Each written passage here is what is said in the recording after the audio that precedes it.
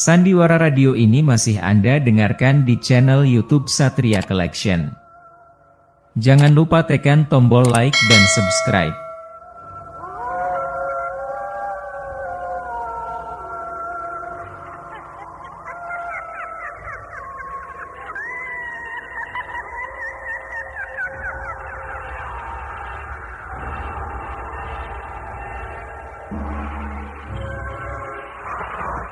Denhas Adiasmara dengan bangga mempersembahkan serial Sandiwara Radio Misteri Mak Rompang, Misteri Mak Rompang, Misteri Mak Rompang.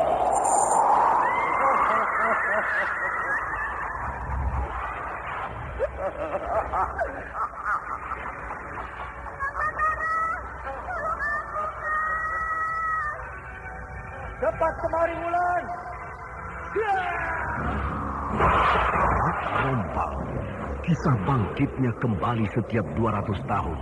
Seorang anak manusia yang dapat berganti wajah dan wujud. Terkadang menjadi seorang gadis cantik teramat cantik. Terkadang menjadi seorang nenek tua renta buruk rupa yang selalu menimbulkan prahara dan malapetaka mengerikan bagi umat manusia.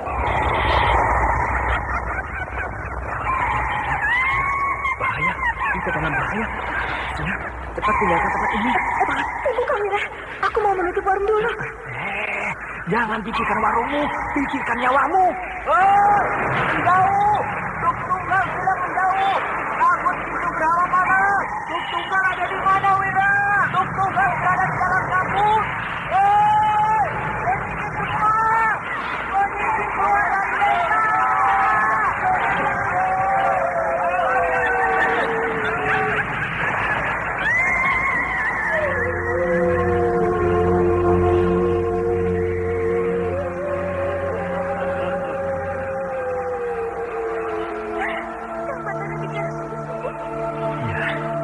Karena saya mencintaimu, Wulandari.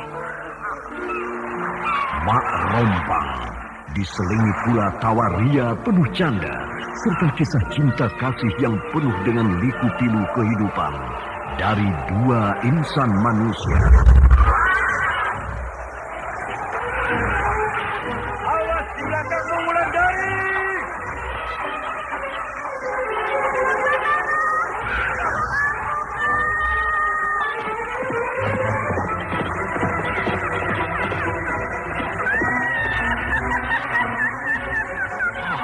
Celaka, Wulandari dibawa lari Mak Rompang. Dia.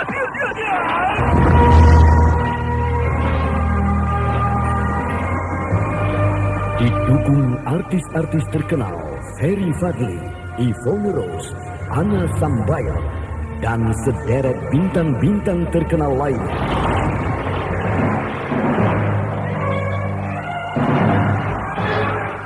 Ikutilah episode keempat, Rembulan Telaga Sore. Rembulan Telaga Sore. Rembulan Telaga Sore. Dia memang gadis yang bisa memberi kekuatan padaku.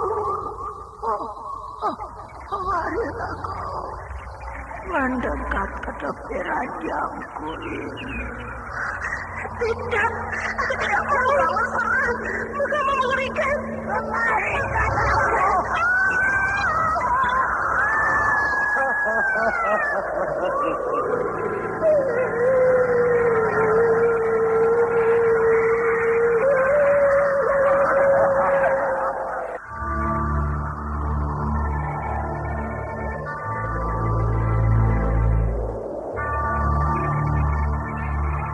Naskah karya Asmadi Syafar.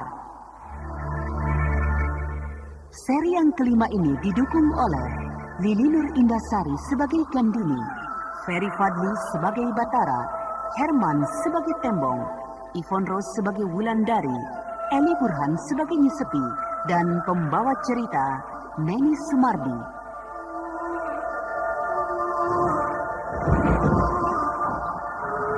Indra Mahendra dengan sutradara Denny Denhas.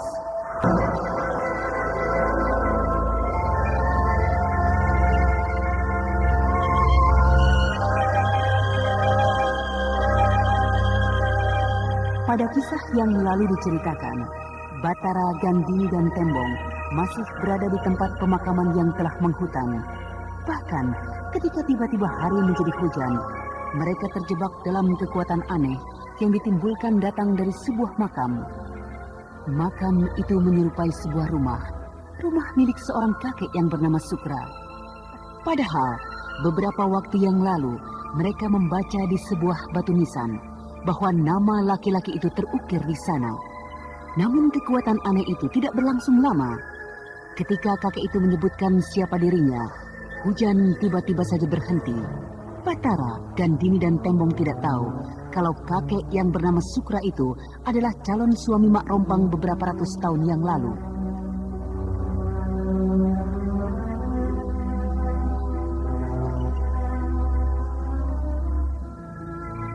Nah, kau berhati-hatilah bahwa tidak semua laki-laki bisa dipercaya. Jangan sampai dalam perjalanan hidupmu nanti kau menemukan laki-laki seperti calon suami Mak Rompang. Iya, Nyi. Apakah tidak ada orang yang tahu di mana kuburan laki-laki itu? Tidak ada yang tahu. Tapi kata orang, laki-laki itu berumur panjang. Mungkin umurnya sekitar 200-an tahun juga. Sama seperti Mak Rompang. Apakah laki-laki itu berbahaya, Nyi? Tidak. Bila dia tidak diperbudak oleh Mak Rompang. Apakah dia pernah diperbudak oleh Mak Rompang? Aku belum pernah tahu, Wulan. Tapi Mak Rompang bisa berbuat apa saja. Apalagi laki-laki itu adalah laki-laki yang pernah sangat dibencinya karena mengkhianati cintanya. Sehingga kalau saja laki-laki itu bertemu, maka pasti akan diperbudak lalu dibunuh oleh Mak Rompang. Tapi semoga saja tidak. Siapa tahu laki-laki itu sudah meninggal, sehingga Mak Rompang tidak punya kesempatan untuk memperbudak dan membunuhnya. Aku kan sudah bilang, Wulan, Mak Rompang itu bisa berbuat apa saja. Tidak ada halangan untuk perempuan siluman itu membalas dendam pada orang mati atau orang yang masih hidup. Seperti apa sebenarnya kekuatan perempuan siluman itu? Sampai-sampai orang yang sudah mati pun bisa dipergunakan untuk kejahatannya. Sudahlah, daripada membicarakan Mak Rompang, lebih baik kita melatih diri. Siapa tahu kita harus berhadapan lagi dengan iblis itu nanti. Iya, Nyi.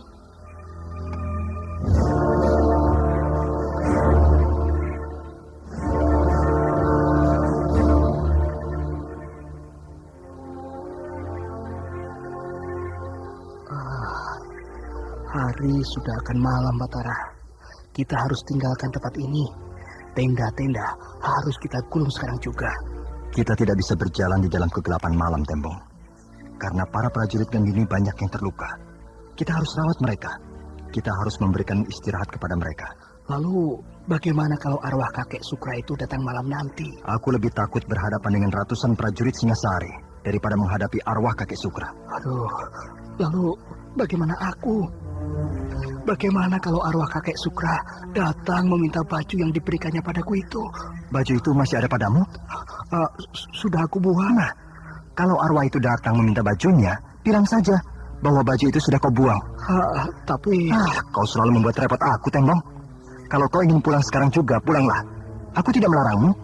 Tapi jangan kau paksa seluruh pasukan harus berangkat sekarang juga. Ya, terserahmu lah. Hari sudah mulai gelap. Suasana di sekitar hutan ini bertambah aneh dan mengerikan. Akan aku carikan Dini. Aku suruh dia membujuk Batara untuk meninggalkan tempat ini. Kalau dia yang bicara, pasti Batara mau.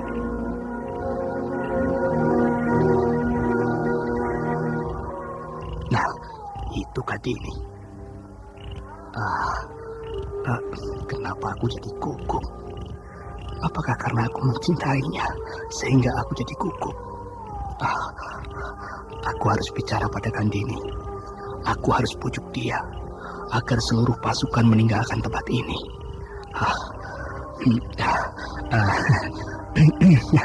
Gandini,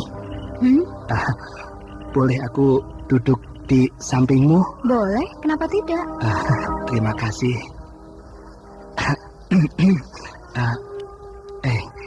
Kenapa kau murung?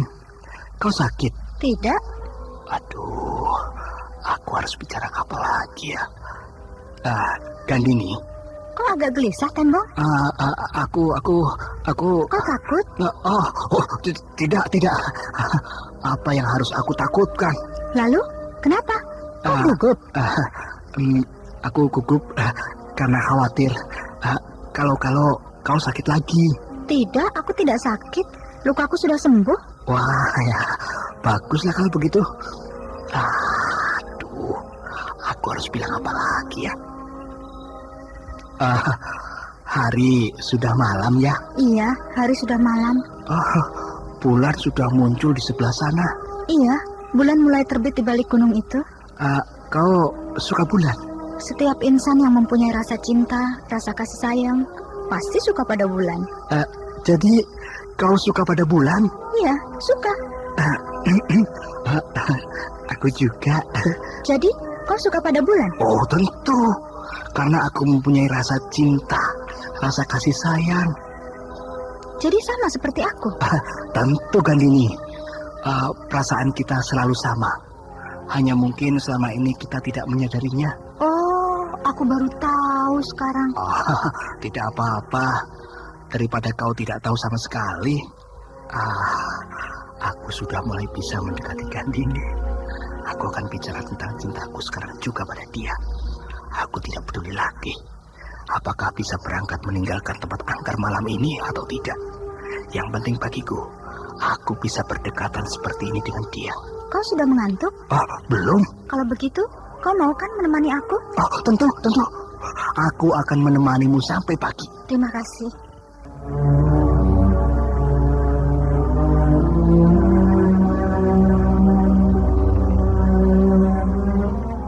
Kalau malam-malam terang bulan begini, aku suka merasa sedih. Sedih? Kenapa kan ini? Karena tidak ada orang yang mencintaiku. Oh, begitu? Iya. Nah, ini kesempatanku untuk mengatakan bahwa aku mencintainya. Gandini? Iya. Aku mencintaimu. Akhirnya berani juga aku menyampaikan rasa cintaku pada Gandini. Kenapa dia diam saja? Gandini? Iya. Kau menangis? Aku menangis karena aku bahagia. Aku tidak menyangka kalau kau mencintaiku. Selama ini aku salah duga. Selama ini aku selalu mengejar-ngejar Kang Batara, sedangkan Kang Batara tidak pernah mencintaiku. Tapi kau selalu aku acuhkan, padahal kaulah yang mencintai diriku. Jadi kau mencintai diriku? Kenapa kau diam? Entahlah. Iya. Kata orang, bila seorang wanita diam, itu pertanda dia setuju. Aku kini yang bahagia, Gandini. Karena selama ini perasaan cinta itu aku pendam saja. Kini sudah bisa aku sampaikan. Sudah bisa aku tumpahkan. Maukah kau memberikan sesuatu padaku sebagai tanda cintamu, Gandini? Apa yang harus aku berikan? Aku tidak punya apa-apa. Ya, apa saja. Daun pun jadi. Yang penting, aku mempunyai sebuah benda sebagai tanda cintamu padaku. Kalau kau akan memberikan apa padaku?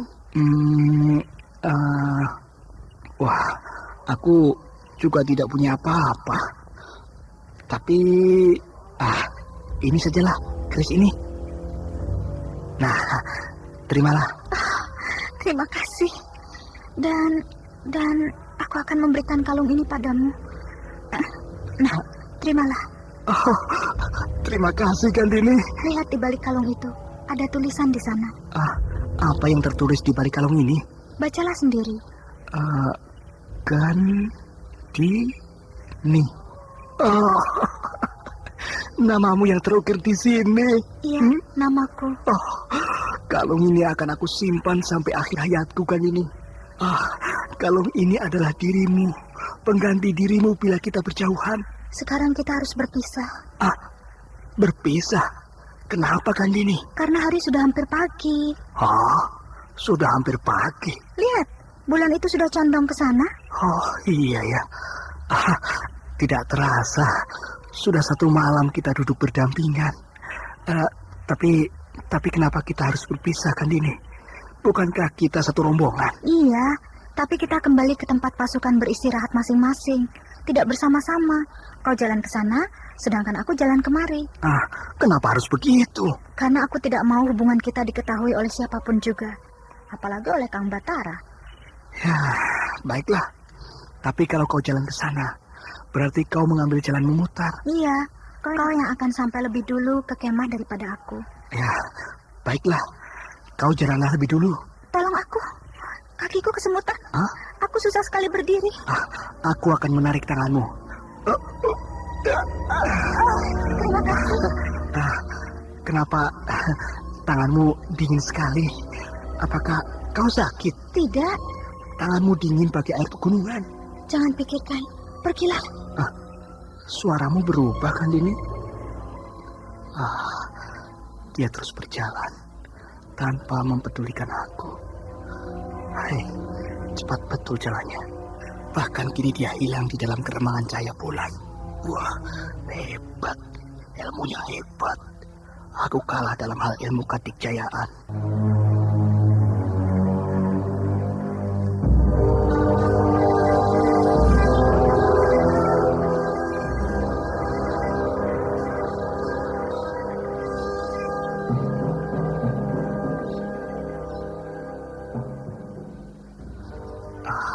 Hari sudah mulai pagi. Aku akan diam-diam masuk ke dalam kemah agar Batara tidak curiga.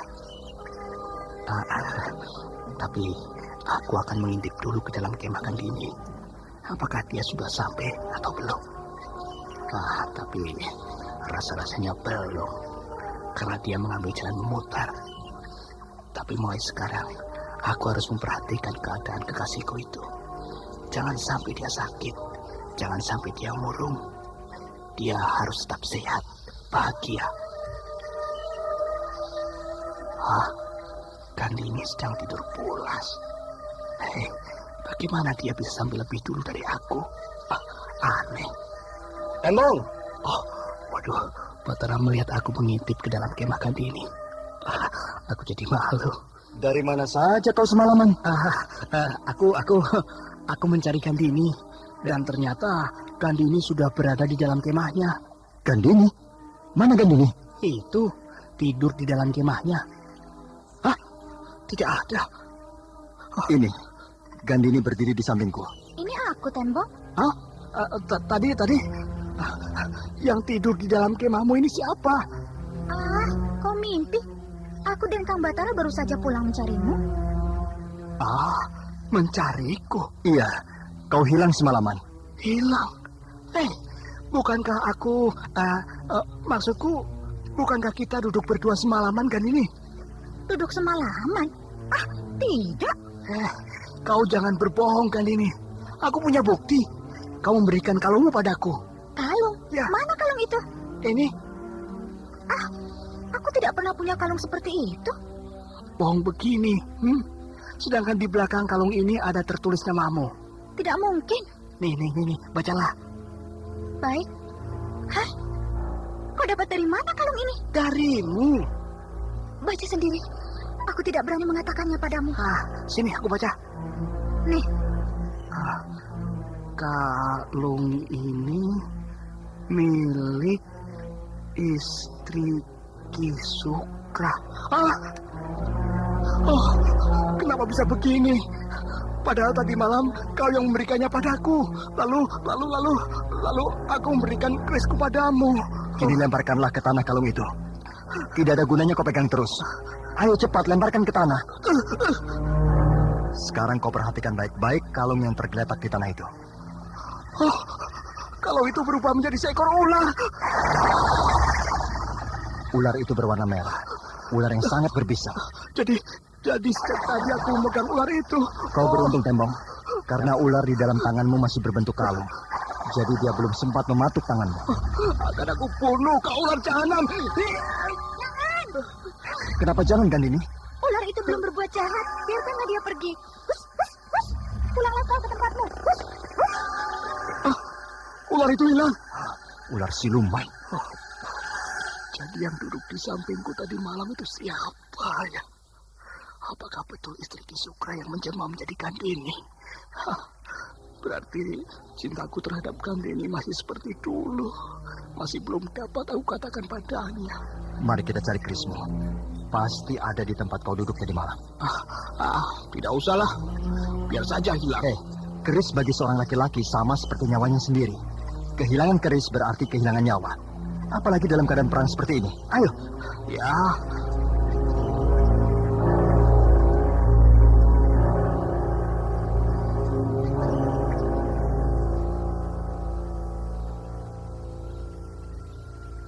Di mana kau duduk denganku semalam, Tembong? Aku benar-benar duduk bersamamu, Gandini. Aku tidak main-main. Aku juga tidak main-main bertanya padamu, Tembong. Itu, di situ. Aku duduk tadi malam. Itu di situ. Apa itu? Sandiwara radio ini masih Anda dengarkan di channel YouTube Satria Collection. Jangan lupa tekan tombol like dan subscribe.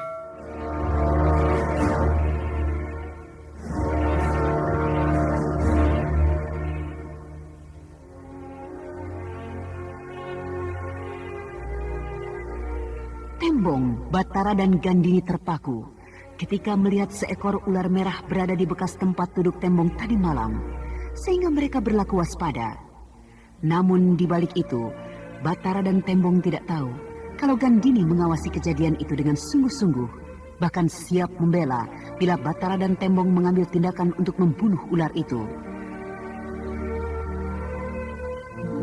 Nah, saudara pendengar, bagaimanakah kelanjutan kisah ini? Untuk mengetahui jawabannya, ikutilah lanjutan cerita ini pada seri berikutnya.